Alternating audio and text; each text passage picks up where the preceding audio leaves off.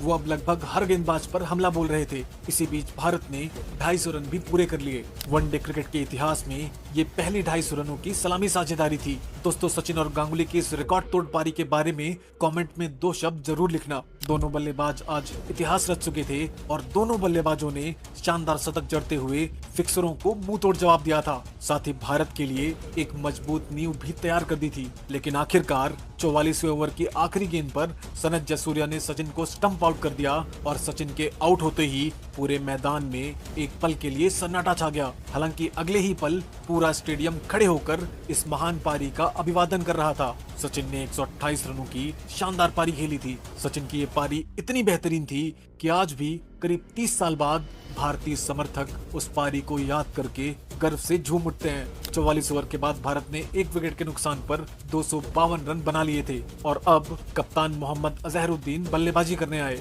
जिन पर बाद में मैच फिक्सिंग के आरोप साबित हुए थे।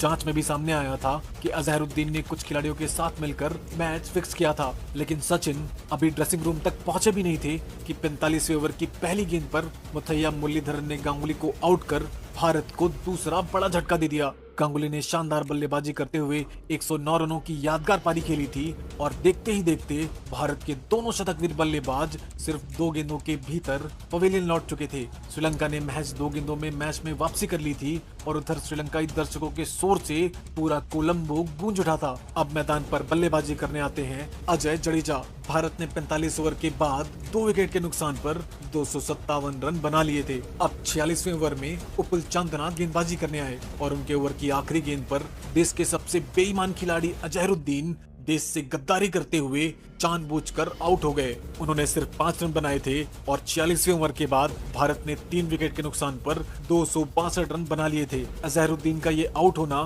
साफ साफ इशारा कर रहा था कि वो आज भारत को हराने के इरादे से मैदान पर उतरे थे। उनके आउट होने के बाद रॉबिन सिंह बल्लेबाजी करने आए और 47वें ओवर में मुरलीधरन की दूसरी गेंद पर रॉबिन सिंह ने डीप स्क्वायर लेग की दिशा में एक शानदार चौका लगा दिया। इसके बाद ओवर की आखिरी गेंद पर भी उन्होंने उसी दिशा में एक और चौका ठोक दिया और फिर 48वें ओवर में कुमार धर्मसेना गेंदबाजी करने आए, लेकिन अजय जडेजा ने उन्हें आड़े हाथों ले लिया। ओवर की 5वीं गेंद पर उन्होंने कदमों का इस्तेमाल करते हुए वाइड लॉन्ग ऑन के ऊपर से जबरदस्त छक्का जड़ दिया और फिर ओवर की आखिरी गेंद पर डीप मिड विकेट की दिशा में एक और गगनचुंबी छक्का लगा दिया। इसी के साथ भारत अब 48 ओवर के बाद 3 विकेट के नुकसान पर 293 रन बना चुका था। क्रीज पर मौजूद रॉबिन सिंह और अजय जडेजा ताबड़तोड़ अंदाज में बल्लेबाजी कर रहे थे। हालांकि 49वें ओवर में सनत जयसूर्या ने शानदार गेंदबाजी करते हुए भारत को खुलकर रन नहीं बनाने दिया और इतना ही नहीं, ओवर की चौथी गेंद पर रॉबिन सिंह रन आउट हो गए, जबकि आखिरी गेंद पर जयसूर्या ने अजय जडेजा को भी बोल्ड कर दिया। रॉबिन सिंह ने 15 रन बनाए